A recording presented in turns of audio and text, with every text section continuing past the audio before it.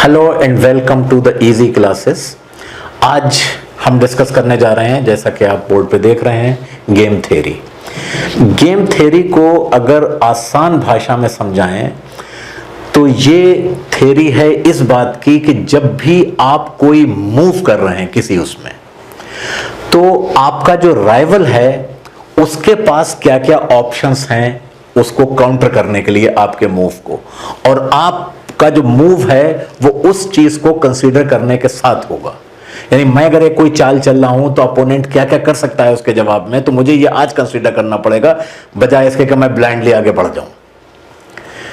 Best example इसकी है chess, शतरंज। बहुत से लोग आप जानते होंगे, बहुत से लोग नहीं भी जानते होंगे, नहीं खेली होगी। जो शतरंज में क्या है, दो प्लेयर्स हैं, उनके सामने कुछ मोहरे रखे हुए हैं, वो अपनी एक चाल चल रहे हैं। उन्होंने एक चाल चली, अच्छा उस सामने वाले के भी मोहरे उसको दिख ही रहे हैं, तो उसे ये कैलकुलेट करना होगा कि सामने वाला कौन सी चाल चल सकता है, और फिर आपका क्या बनेगा।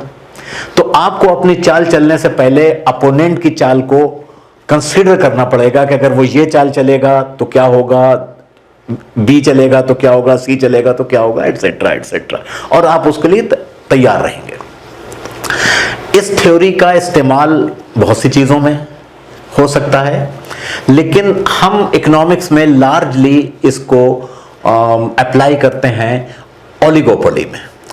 ओलिगोपोली एक फॉर्म ऑफ मार्केट है, आप जानते ही हैं, इस पे शायद इजी क्लासेस का लेक्चर होगा अगर मुझे सही याद है। मुझे oligopoly is a form of market जहां पर कुछ डोमिनेंट फर्म्स हैं, यानी पूरी मार्केट को जो डोमिनेट कर रही हैं वो दो चार कंपनियां हैं, ठीक है।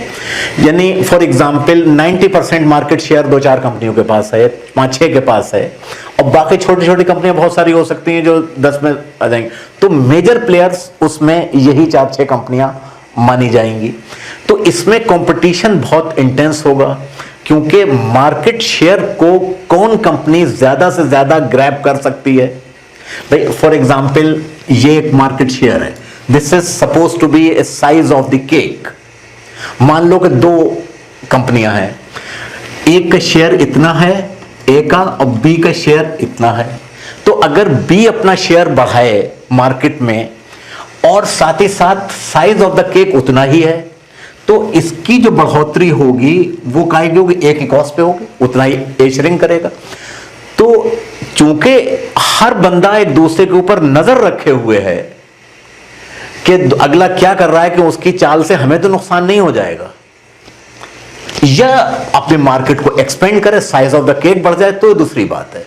लेकिन बढ़ी हुई मार्केट में कौन ज्यादा ग्रैब कर ले, वो भी एक मिसाल के तौर पे ये साहब खामोश बैठे रहे कि हम पे तो कोई फर्क नहीं पड़ा, उसने एडवर्टीजमेंट और दुनिया के थ्रू अपनी मार्केट बढ़ा ली। लेकिन जब उसकी मार्केट एक्सपेंड हो जाएगी तो आपकी मार्केट रिलेटिवली छोटी नजर आने लगेगी, तो वो आपके कस्टमर्स जो हैं वो भी हो सकता है उधर शिफ्ट करने लग जाएं। तो आप अपने राइवल की किसी भी स्ट्रेटेजी के सामने खामोश नहीं बैठ सकते, you have to react to it. आपको देखना है कि अगला कर क्या रहा है। तो गेम थ्योरी हमें यह बताती है कि कौन सी बेस्ट स्ट्रेटेजी हो सकती है, और इसको हम डिस्कस करेंगे डिओपोली के कॉन्टेक्स्ट में, कि जहां पर सिर्फ दो फर्म है। डिओपोली भी एक तरह से ओलिगोपोली का मॉडल का एक सिंप्लीफिकेशन है। डिओपोली में सिर्फ दो फर्म है, ओलिगोपोली में कहते हैं कई सारी फर्म्स हैं। तो सिंपलिस्टिक वर्जन जो ओलिगोपोली का है वो डिओपोली है। और अगर डिओपोली के आप एग्जाम्पल ढूंढना चाहें रियल वर्ल्ड में, तो Pepsi and Coke is the best example. पूरी दुनिया की मार्केट को ये दो कंपनियां जो हैं ये सॉफ्ट ड्रिंक में डोमिनेट कर रही हैं, ठीक है। तो रियलिस्टिक है ओलिगोपोली भी, और इवन डिओपोली भी रियलिस्टिक है। तो हम इसको डिओपोली के कॉन्टेक्स्ट में समझने की कोशिश करते हैं। सपोज दो कंपनियां हैं, एक्स और कंपनी वाई। उनके ए के पास सपोज स्ट्रेटेजी है, कोई भी चीज उनके सामने कोई भी ऑब्जेक्टिव हो सकता है, और जाहिर है एंड ऑब्जेक्टिव तो सबका प्रॉफिटेबिलिटी ही है कि किसका प्रॉफिट ज्यादा होगा। एंड ऑब्जेक्टिव दोनों का वही हो सकता है, और हो सकता है क्या, दोनों का वही होना ही है। इस ऑब्जेक्टिव को वो कैसे रियलाइज करते हैं कि वो अपने प्राइस घटाएं एक स्ट्रेटेजी ये हो सकती है कि अपने प्राइस घटाएं तो ज्यादा मार्केट, ज्यादा कस्टमर उनके पास आ जाएंगे। दूसरी स्ट्रेटेजी ये हो सकती है कि एडवर्टीजमेंट के ऊपर ज्यादा खर्च करें तो उनके पास ज्यादा कस्टमर आ जाएंगे। In any case market share उनका बढ़ेगा। दोनों ही स्ट्रेटेजी से, चाहे वो प्राइस पे खर्च करें चाहे उसके ऊपर, या अपने प्रोडक्ट में कुछ मॉडिफिकेशन कर लें वो, तो उससे उनकी बढ़ने की उम्मीद हो सकती है। तो ये कुछ चीजें हो सकती हैं। तो suppose in order to increase the market share, उनके पास सपोज एक्स के पास 3-4 स्ट्रेटेजी हैं, हम उन्हें नाम देते हैं A1, A2, A3, A4। ये एक्स के पास स्ट्रेटेजीज हैं। वाई फर्म भी है, उसके पास सपोज 5 हैं, जरूरी नहीं है कि उतनी ही हो उसके पास। आपको काउंटर करने के लिए उसके पास 5 स्ट्रेटेजी हैं, B1, B2, B3। तो हम इसमें एक पे ऑफ मैट्रिक्स बनाते हैं, किससे कितना फायदा होगा, और तो मैं वो बना लूं इसके ऊपर, उसके बाद आपको समझाता हूं। तो गाइस ये मैंने पे ऑफ मैट्रिक्स बना ली है। ये फर्म ए की पे ऑफ मैट्रिक्स है और ये फर्म बी की पे ऑफ मैट्रिक्स है। 2 फर्म्स हैं, डिओपोली मॉडल हम लेके चल रहे हैं, क्योंकि डिओपोली भी ओलिगोपोली का एक रिप्रेजेंटेटिव मॉडल है कि 2 फर्म हैं, एक की स्ट्रेटेजी को दूसरी फर्म जो है वो किस तरह काउंटर करेगी, किस तरह रिएक्ट करेगी। तो फर्म ए जो है इसके पास ये स्ट्रेटेजीज हैं, A1, A2, A3, A4। ये कुछ भी हो सकती हैं, ये प्राइस से रिलेटेड हो सकती हैं। फॉर एग्जांपल हम अपना प्राइस रिड्यूस कर लें तो डिमांड बढ़ जाएगी, तो मार्केट शेयर हमारे पास ज्यादा आ जाएगा, फर्म बी के कस्टमर्स हमारे पास आ जाएंगे। या ये एडवर्टीजमेंट कैंपेन हो सकती है, अगर हम अपना एडवर्टीजमेंट एक्सपेंडिचर बढ़ा दें तो हमारे पास मार्केट ज्यादा आ जाएगी। तो ये कुछ भी स्ट्रेटेजीज हो सकती हैं। अच्छा, अब वो कोई भी स्ट्रेटेजी अडॉप्ट करेगी फर्म ए, तो उसे ये एक्सपेक्ट करना पड़ेगा कि फर्म बी उसको काउंटर करने के लिए या उसको रिएक्ट करने के लिए भी उसके पास स्ट्रेटेजी होंगी। तो वो कौन कौन सी पॉसिबल हैं, जैसा कि मैंने बताया था, शतरंज की एक चाल जब चलेंगे तो आप ये सोचेंगे अगला जो है आपका राइवल जो है वो कौन कौन सी चालें चल सकता है आपके। ठीक है, यहां पर ये जो है मार्केट शेयर है डिफरेंट स्ट्रेटेजी के कॉम्बिनेशन का। फर्म ए जो है उसके पास ये 4 स्ट्रेटेजी हैं, A1, A2, A3, A4। Firm B जो है इसके रिएक्शन में उसके पास 5 स्ट्रेटेजी हो सकती है, तो अच्छे हो सकती है, उसके पास हो सकता है 3 ही हो। तो हमने 5 लिखी हैं अपने इस एग्जाम्पल में। तो A1 के रिस्पॉन्स में अगर फर्म बी जो है वो अपनी B1 स्ट्रेटेजी रखती है, तो फर्म ए का मार्केट शेयर होगा 0.10, दैट मींस 10%।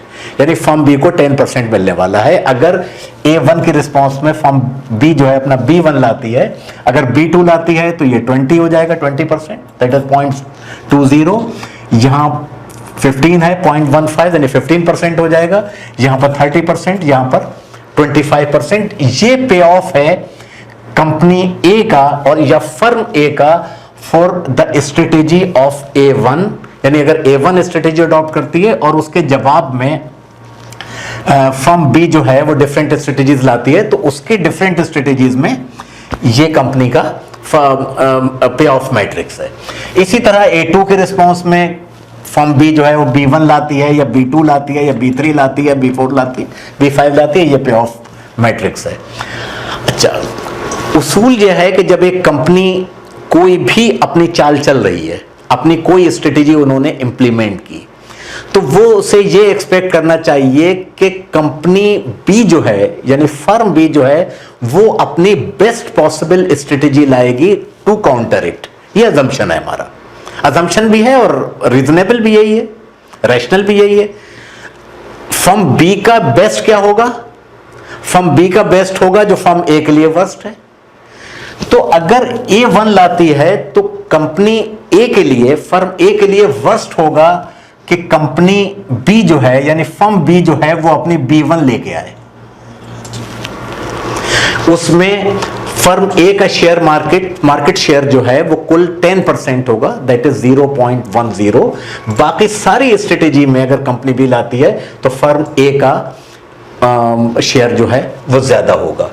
इसी तरह A2 के रिस्पॉन्स में जो फर्म बी के रिस्पॉन्सेज है उसमें जो वर्स्ट ए के लिए हो सकता है वो हो सकता है कि अगर फर्म बी जो है वो अपनी B2 स्ट्रेटेजी ला सकते। ये B2 B3 उसी तरह की है। It could be advertisement expenditure, it could be price reduction, it could be marketing strategy, it could be modification in the product, कुछ भी हो सकता है। इसी तरह A3 के रिस्पॉन्स में कंपनी बी की कौन सी स्ट्रेटेजी इसके लिए वर्स्ट हो सकती है, वो हो सकती है ये यस, यानी A3 के रिस्पॉन्स में अगर वो अपने B3 लेकर आ रही है, और A4 के रिस्पॉन्स में वर्स्ट फर्म A के लिए हो सकती है अगर फर्म B जो है वो अपनी स्ट्रेटेजी B2 ला रही है, उससे फर्म A का मार्केट शेयर होगा कुल 15%, क्योंकि यहां पर 0.5% और rest 85% will go to firm B। तो इस तरह से फर्म A अपना पे ऑफ मैट्रिक्स बनाएगी कि किस स्ट्रेटेजी में उसको वर्स्ट पॉसिबल सिनेरियो में क्या मिल सकता है। वर्स्ट पॉसिबल सिनेरियो A के लिए क्या है, फर्म B का best policy response, best strategy response. ठीक है, अब इसमें से अब पे ऑफ मैट्रिक्स इसके लिए आ गया, तो कौन सा है जो फर्म के लिए बेस्ट होगा, यानी इनमें से कौन सी strategy A1 A2 A3 A4 जो है वो फर्म A के लिए बेस्ट सूटेबल है, बेस्ट सूटेड है, वो होगी इन सारे मिनिमम आपने कैलकुलेट कर लिया था, जो वर्स्ट है वो इस कंपनी के मिनिमम है, तो मिनिमम में से इस कंपनी के पास जो मैक्सिमम होगा, यानी मैक्सिमम आउट ऑफ मिनिमम, तो ये स्ट्रेटेजी कहलाती है मैक्सिमिन स्ट्रेटेजी, मैक्सिमिन अप्रोच, यानी मैक्सिमम ऑफ द मिनिमम। तो मिनिमम यहां पर A1 के लिए मिनिमम यह है, A2 के लिए मिनिमम इतना है, A3 के लिए इतना है, A4 के लिए इतना है, और इसमें से मैक्सिमम जो है वो 0.30 यानी 0.3 यानी 30% है। तो फर्म A के लिए the best strategy is A2 जो है दैट विल इंश्योर मैक्सिमिन। अब देखते हैं कि फर्म B जो है वो क्या कर रही है, जाहिर खाली तो नहीं बैठी है, वो कौन सी स्ट्रेटेजी अडॉप्ट करेगी, उसके पास भी यही सारी इंफॉर्मेशन। ठीक है, इसको अगर A1 स्ट्रेटेजी के रिस्पॉन्स में B1 स्ट्रेटेजी लाती है तो फर्म B का मार्केट शेयर कितना होगा, अगर इसका 0.10 है तो इनका होगा 0.90। भाई अगर इनके पास 10% था तो इनके पास 90% है, इसलिए हमारा अजम्पशन यही दो ही कंपनियां हैं मार्केट में जो सप्लाई कर रही हैं, दो ही फर्म है, तो इनका 90 होगा। अगर A2 ला रही है और उसके जवाब में B1 ही है इनकी, तो इसका 0.60 होगा, क्योंकि इनका 40 है तो 40, मतलब उसूल ये है कि इनका शेयर और इनका शेयर दोनों मिला के 1 होना चाहिए। तो 0.35 यहां पर बन जाएगा 0.65, ये अब हम B के पॉइंट ऑफ व्यू से देख रहे हैं, और यहां पर 0.75। तो एक कॉलम मैंने आपके लिए कर दिया, अब मैं बाकी के कॉलम यहां पर, जैसे मैंने ये कॉलम कंप्लीट किया था B1 स्ट्रेटेजी, उसी तरह से ये कॉलम, ये सारी टेबल मैंने बना लिया है मैट्रिक्स इनकी फॉर B की, और बिल्कुल उसी तरह से कि जहां पर जिस कॉम्बिनेशन में भी जो फिगर यहां पर है उसको 1 में से माइनस कर दें तो वो इसका शेयर आ जाएगा। फॉर एग्जांपल आप इसको ले लीजिए, A1 B4 है तो A1 B4 ये इतना है, यहां पर 0.30 था तो यहां पर 0.70 को इसी तरह से कोई भी करके देख लीजिए। अब आप देखेंगे कि इसके लिए वर्स्ट कौन सी है, इनके लिए वर्स्ट कौन सी है। अगर ये अपनी B1 लाती है तो इनके लिए वर्स्ट है दिस वन, क्योंकि सबसे कम मार्केट शेयर इस कॉम्बिनेशन में इनको मिलेगा। अगर B2 लाती है तो इनके लिए वर्स्ट होगा अगेन यही वाला। अगर B3 लाती है तो भी यही वाला, मतलब ये वाला से मतलब उनका एक्सपेक्टेशन ये है कि उसके जवाब में फर्म A अपनी बेस्ट पॉसिबल स्ट्रेटेजी लाएगी जिससे फर्म B को सबसे कम शेयर होने की उम्मीद है। B4 अगर ला रही है तो इनके लिए वर्स्ट कौन सा होने जा रहा है? इसमें वर्स्ट होने जा रहा है अगर फर्म ए अपनी A4 स्ट्रेटेजी लाएगी और B5 के रिस्पांस में अगर कंपनी अपनी A3 लाएगी तो कंपनी बी के लिए वर्स्ट होगा। तो अब आपके सामने ये चीज बन गई। हालांकि ये भी एक ही टेबल पे बना सकते थे, अभी मैं बनाऊंगा भी एक के ऊपर। तो फर्म बी की जो स्ट्रेटेजीज हैं B1, B2, B3, B5, वो हमने उनके मिनिमम ले लिया, यानी उनके और फर्म ए की स्ट्रेटेजिक रिस्पांस में जो भी मिनिमम हो सकता है, यानी फर्म बी के लिए जो भी वर्स्ट हो सकता है वो ये है, वो फॉर B1 इस कॉलम में वर्स्ट कुड बी 60, यानी 60% शेयर, क्योंकि यहां पर इनका 40 है, आप देखेंगे। और इसी तरह से B2 के लिए भी ये वाला A2 स्ट्रेटेजी इनके लिए बी के लिए वर्स्ट होगी। अजम्पशन ये है कि रिस्पांस में राइवल कंपनी अपनी बेस्ट स्ट्रेटेजी ला रही है और B3 के रिस्पांस में ये इनके लिए वर्स्ट होगा, मिनिमम होगा, यानी मिनिमम जो मिलेगा B4 में ये होगा इनका A4 कॉम्बिनेशन और B5 में इनका A3 कॉम्बिनेशन। तो इनका मैक्सिमम क्या हुआ? अब इस वर्स्ट में से यानी मिनिमम जो उन्होंने काउंट किया है, तो B2 का मैक्सिमम जो है वो क्या हुआ, यानी मैक्सिमम ऑफ द मिनिमा। तो मिनिमा ये है, मतलब मिनिमा प्लूरल है मिनिमम का, तो 70 हो गया, क्योंकि 70 मिनिमम में से बेस्ट 70 है, ठीक है। तो अब ये दोनों ही फर्म ने अपने अपने मैक्सिमम इनको कर लिए। अच्छा, ये है zero sum game. Market share है इनका, जैसे मैंने शुरू में ही आपको बताया था कि मार्केट शेयर अगर एक का बढ़ेगा तो दूसरे की कॉस्ट पर बढ़ेगा, तो बेसिकली जीरो सम गेम है ये। अच्छा, ये टेबल हालांकि मैंने बना दिया आपके लिए बेनिफिट के लिए, लेकिन इसका काम इससे ही चल सकता है। तो इसलिए अगर इन कॉलम्स को जो इनका वो है डिफरेंट स्ट्रेटजी का B1, B2, B3 का जो उनका सिलेक्टेड कॉलम है, जो उनके लिए अपना मिनिमम है हर कॉलम में, उनको अगर यहां पर ट्रांसलेट करते हैं इनकी टेबल पर, तो यहां पर आ जाएगा, यानी एक ही टेबल से हम काम चला रहे हैं। ये फर्म ए का मैट्रिक्स है, पे ऑफ मैट्रिक्स, यानी ये क्या इंडिकेट कर रहा है? ये इंडिकेट कर रहा है कि 0.40 जो है वो फर्म ए का मार्केट शेयर है और रेस्ट जो है 0.60 जो है वो फर्म बी का मैट्रिक्स हो जाएगा। इसी तरह से ये जो है 0.70 जो है वो यहां पर आ जाएगा, क्योंकि इनका ये ऑलरेडी इनका सिलेक्टेड कॉलम था। यहां पर हमने एक और उसके ऊपर बड़ा रेक्टेंगल बना दिया और ये भी सिलेक्टेड था। ये हम इनकी हर जो वर्स्ट पॉसिबल सिनेरियो है उनको इनके टेबल पे हम ट्रांसफर कर रहे हैं, ट्रांसलेट कर रहे हैं। यहां पर A3 B5 स्ट्रेटेजी है, तो यहां पर 0.5 जो है वो हो रहा है 0.5 A1 का, सॉरी ए का शेयर है, तो जाहिर है 0.5 बी का होगा। यहां पर 0.5 ए का होगा तो 0.5 ही बी का होगा, और यहां पर चूंकि इनका 0.40 है तो उनका होगा 0.60, यानी 60%। और ये कॉलम जो है वो ये कौन सा कॉलम है? A4 B4, यानी ये वाला। यहां पर फर्म ए का पे ऑफ जो है वो 0.60 है, तो रेस्ट जो है, यानी इस टेबल से जब आप एग्जामिन करेंगे तो फर्म बी का जो होगा इसका अपोजिट होगा, यानी हर पे ऑफ को आप 1 से उस पर डिडक्ट 1 से माइनस कर दें तो वो उनका पे ऑफ मैट्रिक्स आ जाएगा। अब इस तरह से हमने मार्किंग कर ली यहां पर। अब ये फर्म बी की भी रिस्पॉन्स इसमें आ गई एक ही कॉमन टेबल में। अब हम देखेंगे इसमें उनका मैक्सिमम कितना है, तो फर्म बी का मैक्सिमम इसमें कितना होगा, क्योंकि फर्म बी का मैक्सिमम वहां पर होगा जहां पर फर्म ए का मिनिमम होगा।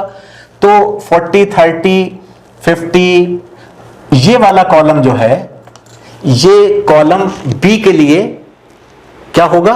मैक्सिमम। तो ये इनकी अप्रोच कहलाएगी मिनी मैक्स, यानी मिनी मैक्स कॉलम इसमें से आप लेंगे तो ये होगा 30, और ये फर्म ए का भी बेस्ट कॉलम है और फर्म बी का भी बेस्ट कॉलम है, तो जीरो सम गेम तो है ही है, लेकिन बाकी सारी स्ट्रेटेजी जो है वो या तो एक फर्म के फेवर में है या दूसरे फर्म के फेवर में। ये चीज ऐसी है जहां पर दोनों का एक तरह से एग्रीमेंट है अपने अपने अंडरस्टैंडिंग के हिसाब से। अब ऑब्वियस इसमें दो तीन चीजें हैं, आप उनको अजम्पशन कह सकते हैं कि हर दोनों फर्म बहुत अच्छी तरह से जानती हैं कि उनकी दूसरी की स्ट्रेटेजी क्या होगी, उनका अपना पे ऑफ क्या हो सकता है, एटसेट्रा एटसेट्रा। तो ये कहलाती है डोमिनेंट स्ट्रेटेजी। यानी अगर फर्म ए जो है वो अपनी A2 स्ट्रेटेजी अडॉप्ट करेगी और फर्म बी अपनी B2 स्ट्रेटेजी अडॉप्ट करेगी तो दोनों ही फायदे में रहेंगे।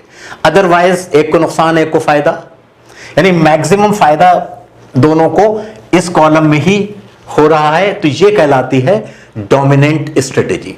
लेकिन ये जरूरी नहीं है कि जीरो सम गेम ही हो, क्योंकि बिजनेस में ऐसा नहीं होता है कि जीरो सम गेम हो, यह भी हो सकता है कि पॉजिटिव सम गेम हो जाए। तो उसके लिए मैं इतनी लंबी चौड़ी एग्जाम्पल न देके छोटी सी एग्जाम्पल दूंगा कि जीरो सम गेम ना होके दोनों के लिए पॉजिटिव सम गेम क्या हो सकता है, और फिर मैं आपको यह भी बताऊंगा नैश इक्विलिब्रियम से कि क्यों ऐसा होता है कि किस तरह के कंपटीशन में दोनों कंपनीज जो हैं they end up with their minimum.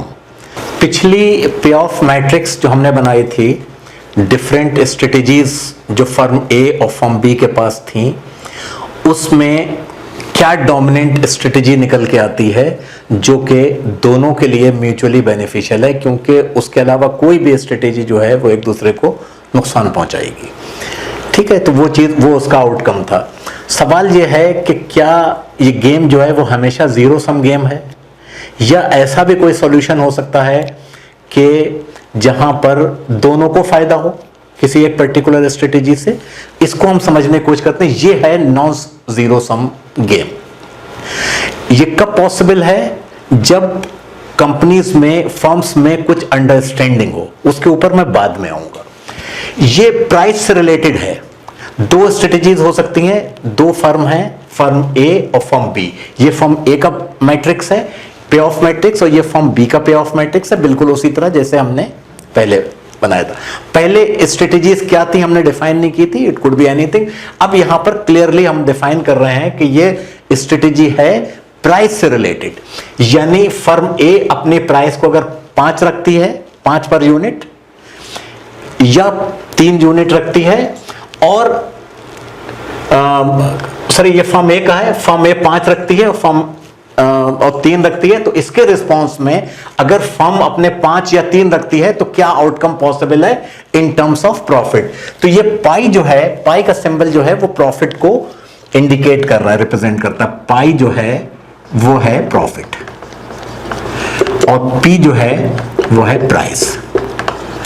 ठीक है, अब फर्म ए जो है अगर प्राइस 5 रखती है और उसके जवाब में फर्म बी भी अपने प्राइस 5 रखती है, तो प्रॉफिट जो है फर्म ए का 90 है।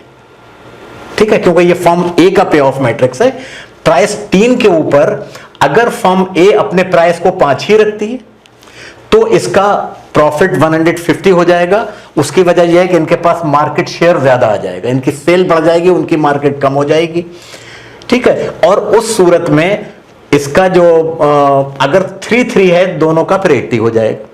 यानी फर्म ए का अगर प्राइस 3 रखते हैं और बी भी अपनी प्राइस 3 रखती है, ये 3, तो ये कॉम्बिनेशन जाएगा 8। यानी दोनों कंपनियों का प्रॉफिट, दोनों फर्म्स का प्रॉफिट यहां पर 80 हो जाएगा। और अगर इन्होंने अपना, फर्म ए ने अपना प्राइस 5 रखा और बी ने अपना 3 रखा, तो इनका प्रॉफिट जो है ए का, ये प्रॉफिट जो है ए के प्रॉफिट दर्शा रहा है, ये बी के प्रॉफिट नहीं है। बी के प्रॉफिट हम उधर देख रहे हैं, पे ऑफ जो है वो ए का है, तो प्रॉफिट रिड्यूस हो जाएगा 50 तक। यानी दोनों ने 5 रखे तो इसका 90, और इन्होंने 3 रखा और उन्होंने 5 ही रखा तो इनका 150, और अगर दोनों ने 3-3 रखे तो 80, और दोनों इन्होंने 5 रखा और उन्होंने 3 रखा तो इनका 50 हो जाएगा। इसी तरह से ये पे ऑफ मैट्रिक्स जो है वो कंपनी बी की है, फर्म बी की है। यानी कि अगर बी ने अपना प्राइस 5 रखा है और फर्म ए ने भी 5 रखा है तो 110 हो जाएगा। प्रॉफिट इसको 110 कमाएंगे। और अगर इन्होंने 3 किया और फर्म वाले कंटिन्यू कर रहे हैं अपने 5 पे ही, तो इनका शेयर जो है वो 120 होगा प्रॉफिट का। और अगर दोनों ने ही 3-3 रखा है तो इनका प्रॉफिट 100 होगा ये बी का।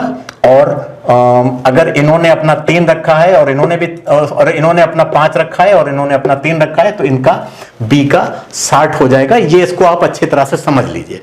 बल्कि आगे बढ़ने से पहले मैं आपको ये सजेस्ट करूंगा कि इस जगह पे आप वीडियो को पॉज कर दीजिए और टेबल को अच्छी सी तरह अपने दिमाग में बिठा लीजिए। अब क्या चीज है, अगर आप ये मान के चलें कि हर कंपनी अपने राइवल पे भरोसा नहीं कर रही है, वो ये मान के चल रही है, एज्यूम करके चल रही है कि उसका राइवल जो है वो बेस्ट स्ट्रेटेजी अपने लेके आएगा जो इनके लिए वर्स्ट होगी, तो ये जो है ये स्टिक करेंगे अपने इसके ऊपर। क्योंकि अगर हम 3 रखते हैं अपना प्राइस, तो राइवल कंपनी जो है वो अगर 5 रखती है, बहुत अच्छी बात है, तो राइवल कंपनी अगर 5 रखती है तो हमारा प्रॉफिट बढ़ जाएगा। अगर ये 3 रखे हैं और राइवल कंपनी 5 रखती है तो हमारा प्रॉफिट बढ़ जाएगा। और अगर राइवल कंपनी भी 3 रखती है तो हमारा, तो इनके लिए बेस्ट जो है वो ये है। अच्छा, इसी तरह से फर्म बी जो है वो भी अगर अपना 3 रखती है, उनके लिए भी ये क्यों बेस्ट है? उनके लिए ये बेस्ट यूं है कि अगर ये अपना 3 रखती है और राइवल अपने जवाब में 3 रखती है तो उनका 100 प्रॉफिट है। और अगर राइवल जवाब में अपने 5 कर देती है तो फर्म बी का प्रॉफिट बढ़े जा रहा है, ठीक है, वो इनका 120 हो जाएगा। तो दोनों कंपनियां जो हैं इस तरह से अपने प्राइस 3-3 पे रख रहे हैं, यानी लोअर प्राइस पे सेटल हो रहे हैं, लोअर प्राइस पे सेटल हो रहे हैं। और ये 100 रुपए का प्रॉफिट कमा रहे हैं पर यूनिट, और ये 80 रुपए पर यूनिट का प्रॉफिट कमा रहे हैं, जितना भी बेच रहे हैं उस पर। अच्छा, अब सवाल यह है कि क्या ये बेस्ट सोल्यूशन है? अगर दोनों 5 के प्राइस पे सेटल कर जाते तो क्या होता? दोनों 5 के प्राइस पे सेटल कर जाते तो ये जो है वो इतना कमाते, ये जो है इतना कमाता और ये जो है वो इतना कमाते। लेकिन इसके लिए दोनों में अंडरस्टैंडिंग की जरूरत थी, ठीक है, क्योंकि ये सॉल्यूशन जो है डेफिनेटली 90 जो है 80 से ज्यादा है और यहां 110 जो है 100 से ज्यादा है। या ज्वाइंट मार्केट का शेयर भी लीजिए तो 110 प्लस 90 बराबर हुए 200, और वो मार्केट शेयर जो यहां निकल के आता वो 180 है, उससे ज्यादा हो जाएगा। तो हर लिहाज से ये कॉम्बिनेशन बेस्ट होता अगर दोनों कंपनियों में आपस में अंडरस्टैंडिंग होती, एक दूसरे के ऊपर ट्रस्ट करते होते, तो वो यहां पर होते। लेकिन हर कंपनी, दोनों कंपनियां ये मान के चल रही हैं कि दूसरा जो है वो अपनी बेस्ट स्ट्रेटेजी लेके आएगा आपके लिए, तो एक दूसरे पे ट्रस्ट नहीं है उनको, तो they will end up earning lesser profit. ये 80 कमाएंगे और ये 100 कमाएंगे, जबकि इनके पास मौका था 110 कमाने का, इनके पास मौका था 90 कमाने का। अच्छा, ऐसा होता क्यों है? अब ये बड़ी इंटरेस्टिंग सिचुएशन है, इसके ऊपर मैं आता हूं प्रिजनर्स डायलेमा के ऊपर। वो बहुत इंटरेस्टिंग है, पहले वो कहानी सुन लो जिसके ऊपर नैश ने अपनी ये थ्योरी दी थी। ये बेसिकली नैश इक्विलिब्रियम ही है। तो इसको बल्कि मैं रिमूव कर दूं तो आपको बहुत इंटरेस्टिंग, चूंकि कहानी सुना रहा हूं तो पेन वेन की जरूरत नहीं है। प्रिजनर्स आप जानते हैं, कैदियों को कहते हैं, जो बंदी होते हैं, पुलिस पकड़ के लाती है जिनको। और डायलेमा होता है कि जहां आदमी ये तय नहीं कर पाता है कि मैं 2 वर्ड्स कौन सी चीज चुनूं जो दोनों लिए मेरे लिए अनफेवरेबल है, यानी choosing best out of the worst, वो डायलेमा होता है कि मैं क्या चुनूं। कहानी इस तरह से, प्रिजनर्स का डायलेमा यह है कि पुलिस ने एक पैटी क्राइम में 2 क्रिमिनल्स पकड़े। पैटी क्राइम था जिसमें पकड़े, उन्होंने रंगे हाथों पकड़ लिया, जिसमें अगर उनको सजा होगी तो ज्यादा 2-3 महीने की हो जाएगी, वो पकड़ के ले आई। अब पुलिस को ये शक है कि ये जो हैं, ये बदमाश जो हैं बहुत ही हार्डकोर क्रिमिनल हैं और इन्होंने दूसरी वारदातें जो कि बहुत बड़ी बड़ी हैं, जिसमें मर्डर भी है और डकैती भी है, वो भी की इन्हीं हैं, लेकिन पुलिस के पास सबूत नहीं है उनके। तो अब पुलिस बगैर सबूत के प्रोसिक्यूट तो कर नहीं सकती है। मतलब ये मान के चलो, ऐसा नहीं है कि डंडा मार मार के जैसे पुलिस हिंदुस्तान की करा लेती है, उसको नहीं मान रहा। चूंकि नैश ने दिया था तो अब अमेरिका मान के चलो, तो उन्हें एविडेंस कलेक्ट करना पड़ेंगे। अब पुलिस ने क्या काम किया थाने में लाके, पुलिस स्टेशन में लाके दोनों को एक अलग अलग सेल्स में बंद कर दिया। अब दोनों के बीच में सलाह मशवरा करने के लिए कुछ नहीं बचा। अब एक एक के पास पुलिस जाती है और यह कहती है कि अगर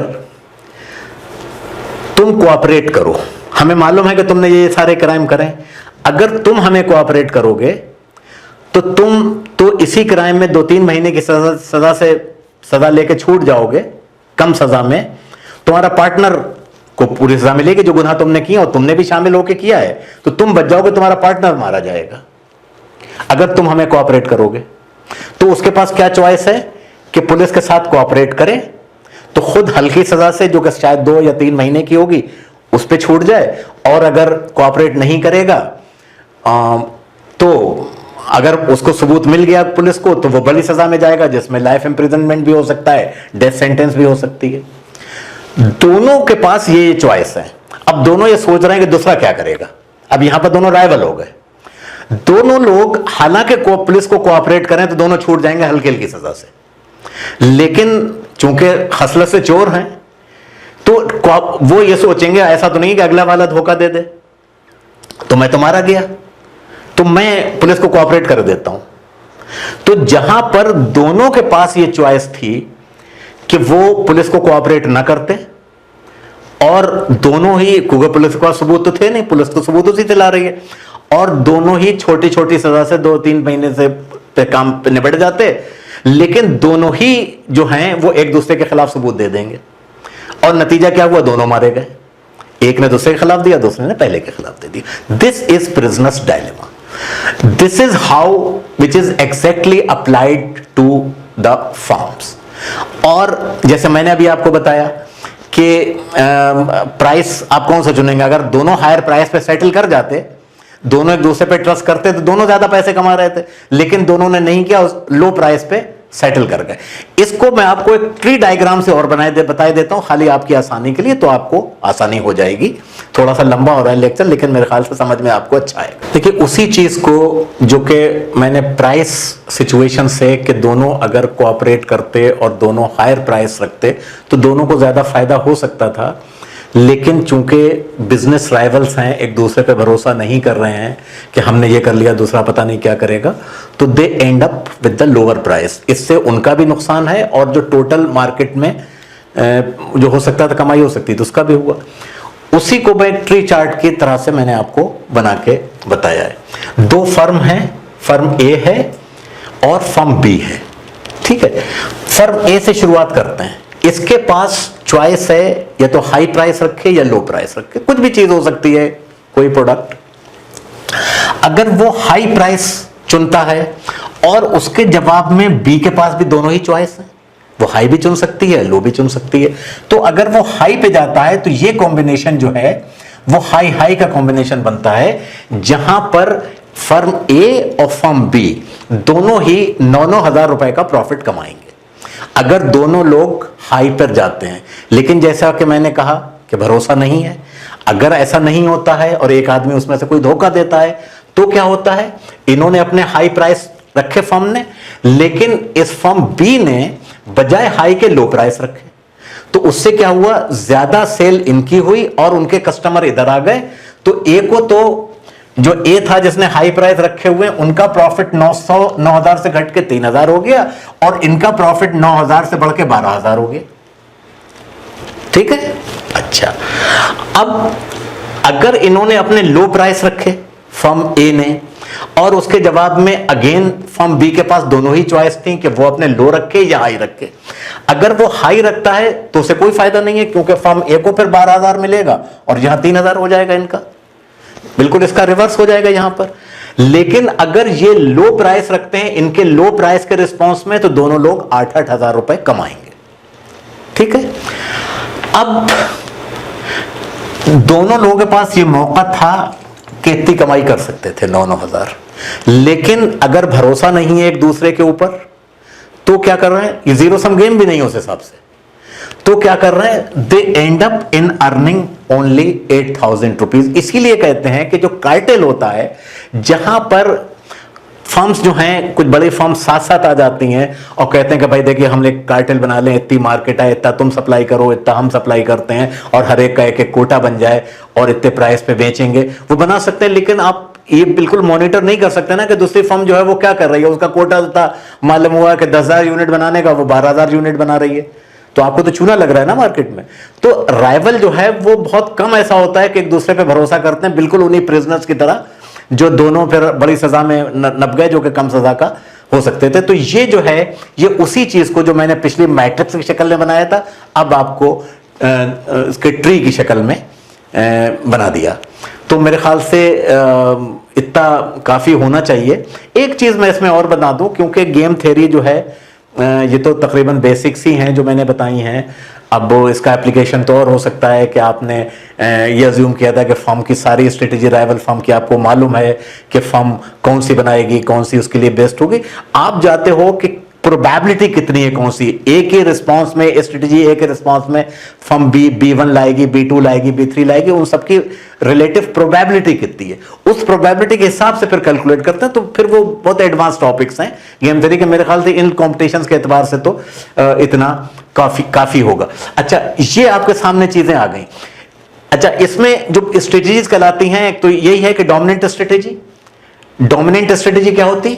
ये होती, लेकिन आप कहां पर पहुंच गए? यहां पर होता यह है कि अगर कोई एक बंदा धोखा देता है, जिसको कहते हैं कि टिट फॉर टैट टेक्नोलॉजी, के दोनों हायर प्राइस में, एक बंदे ने अपने प्राइस कम कर दिए तो वक्ती तौर पर फायदा हुआ, लेकिन अगले ने भी अपने प्राइस कम कर दिए तो दोनों लोग नीचे ही आ गए।